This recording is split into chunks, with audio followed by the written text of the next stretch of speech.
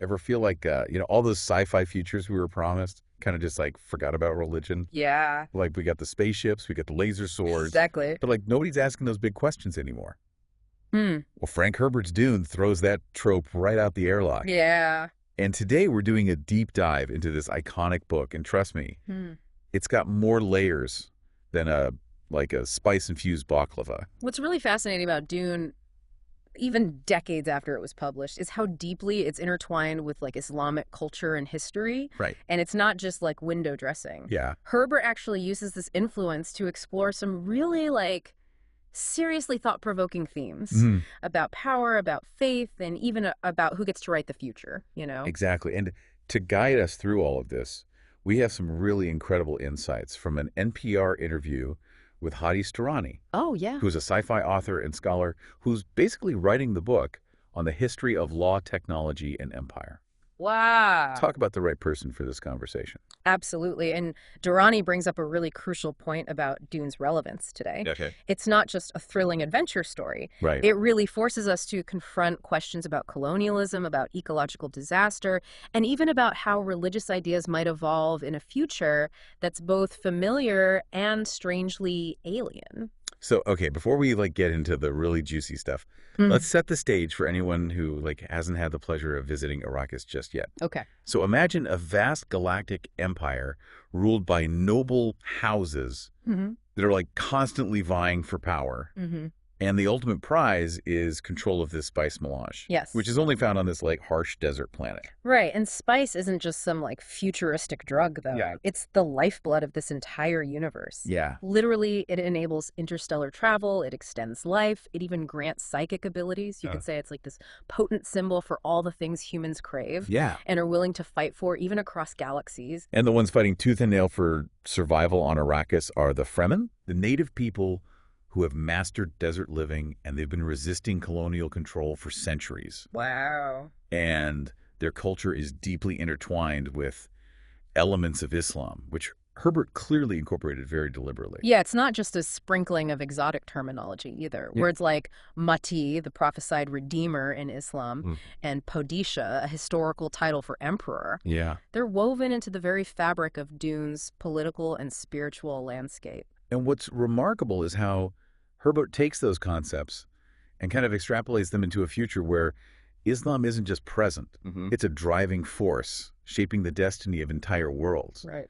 It's like a refreshing change from most sci-fi that just seems to sidestep religion altogether. It's more than just refreshing. It's a deliberate choice that adds layers of meaning to this story. Okay. Herbert even explores different interpretations of Islam, like the Zen Sunnism practiced by the Freemen, Wow. which blends elements of Zen Buddhism with Sunni traditions. This shows a real depth of engagement with Islamic thought, not just picking and choosing for aesthetic flavor. Okay, but this is where it gets really interesting. Okay. Durrani pointed out that Herbert's own life deeply influenced how these themes play out in Dune. Yeah. So Herbert's background as a journalist, his exposure to indigenous activism. Especially with the Quileute tribe in Washington State. Right, and his disillusionment with U.S. politics during the McCarthy era, all of this fed into Dune. Yeah. It's he took those experiences and anxieties about power and control and the clash between tradition and modernity and projected them onto this grand cosmic canvas. I see. And we see it in the Fremen's struggle against exploitation and Paul Atreides' journey as a potential leader.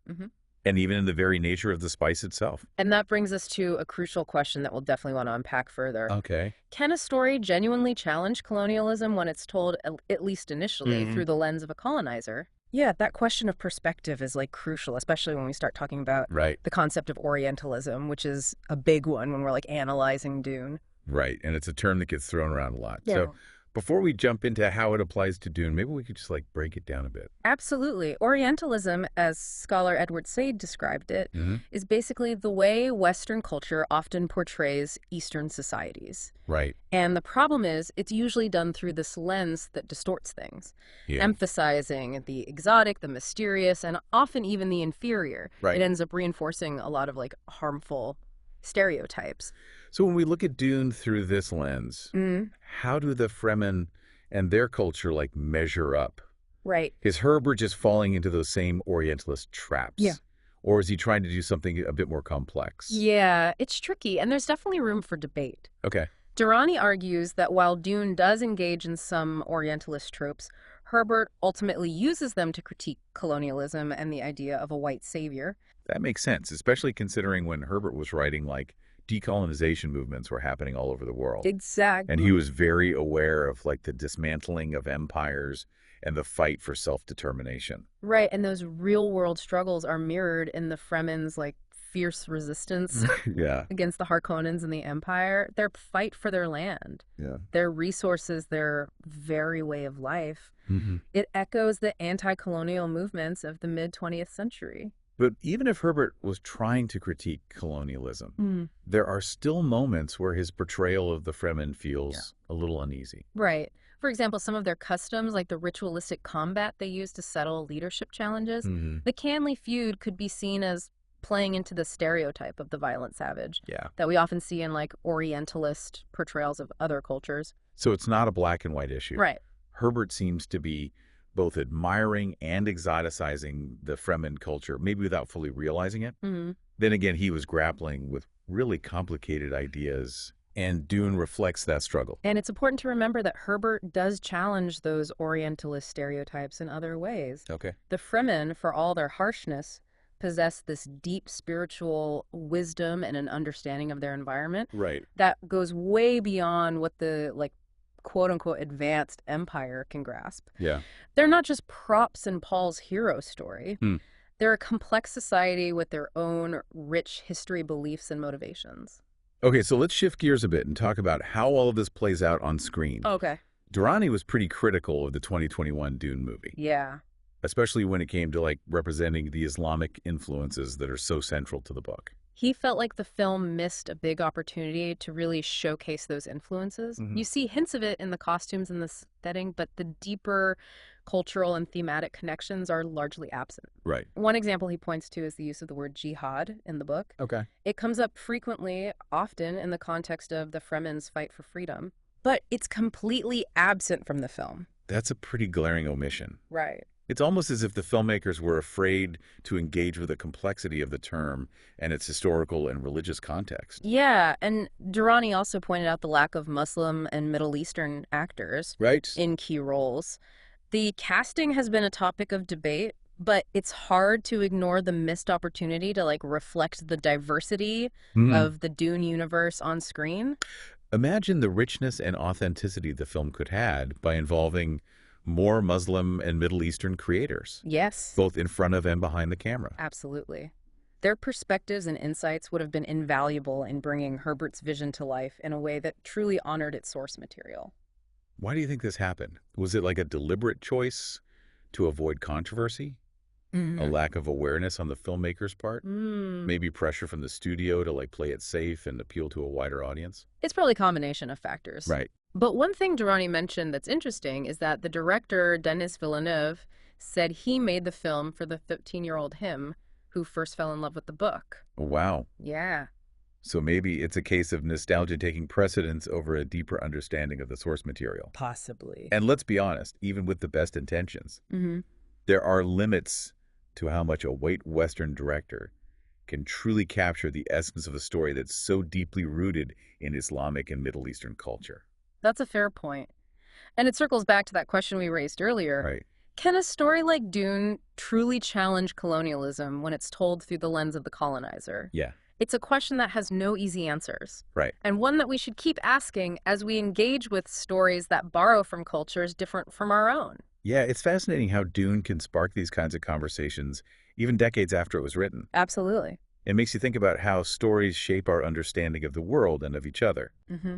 And as we've been discussing, it also forces us to confront some uncomfortable truths about how those stories are told and who gets to tell them. Right. We've covered a lot of ground in this deep dive. Yeah. From the Islamic influences on Herbert's world building to the complexities of Orientalism and how those themes play out or don't play out Right. on screen. And through it all, we keep bumping up against this question Yeah. of whether Dune is ultimately reinforcing or challenging Yeah. those colonial narratives. It's a question each reader or viewer has to grapple with on their own. Right. There's no easy answer, and I think that's part of what makes Dune such an enduring and thought-provoking work. But one thing that struck me going back to Durrani's interview was how deeply Herbert was affected by his experiences with the Quileute tribe. Oh, yeah. He saw firsthand the devastating impact of colonialism and the fight for indigenous rights. And that awareness seems to permeate Dune in a way that goes beyond just using like exotic imagery. The parallels between the Fremen's struggle for autonomy and real-world indigenous movements are undeniable. Right. Their connection to the land, their resistance to exploitation, their fight to preserve their culture, it all resonates with those same themes. And even though Paul Atreides is this like white outsider figure, he doesn't quite fit the typical white savior mold. Right. He's flawed, he makes mistakes, and his journey is far more complicated than just like swooping in to save the day. Exactly. Herbert seems to be intentionally subverting that trope. Yeah. He presents us with a complex web of characters and motivations, and there are no easy solutions. Right. No one person, no matter how gifted or well-intentioned, can single-handedly fix the problems of an entire society. So where does that leave us? I think Dune, at its core, forces us to confront uncomfortable truths about our own history and the ways in which we've kind of romanticized colonialism. Yeah. It challenges us to question our assumptions about heroes and saviors. And it reminds us that real change requires a much more nuanced and collaborative approach. It also reminds us that the stories we tell and how we tell them have real-world consequences. Right. They shape our understanding of each other and of the world around us. Yeah. So it's crucial to be mindful of those choices and to engage with them critically. Well said.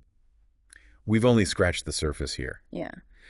Dune is a rich and layered work that deserves a much deeper exploration. Absolutely. So if this deep dive piqued your interest, I highly encourage you to check out the book for yourself and form your own interpretations. And keep in mind that even though the film adaptation may have glossed over some of those nuances, Right. there's a whole universe of ideas waiting to be uncovered within the pages of Herbert's novel. So dive in, explore, and keep questioning. That's what makes this journey so rewarding. Absolutely. And if you enjoyed this kind of thought-provoking exploration, subscribe to The Deep Dive for more deep dives into topics that matter. Yes. Until next time.